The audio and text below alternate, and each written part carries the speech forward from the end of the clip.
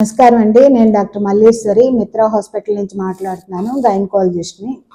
ఇప్పుడు పిల్లలు లేని దంపతులు ఎక్కువయ్యారు. ఇన్ఫర్టిలిటీ ప్రాబ్లమ్స్ చాలా ఎక్కువైనాయి.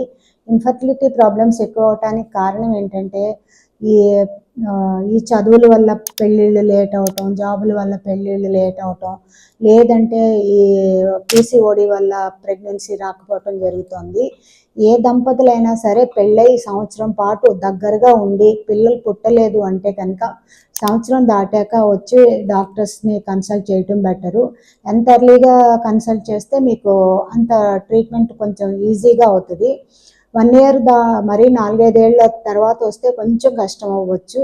సో 1 ఇయర్ కంటిన్యూస్గా మీరు దగ్గరుండి పిల్లలు పుట్టలేదంటే రండి. తర్వాత ఈ పిల్లలు లేని 100 మంది దంపతులను తీసుకుంటే 30 మందికి లేడీస్కి ప్రాబ్లం ఉంటుంది, 30 మందికి జెంట్స్కి ప్రాబ్లం ఉంటుంది, మిగతా 40 మందికి ఇద్దరిలోనూ ప్రాబ్లం ఉండొచ్చు. సో మీరు పిల్లలు లేకపోతే వెంటనే దగ్గరలో ఉన్న గైనకాలజిస్ట్ని కన్సల్ట్ చేయండి. Thank you.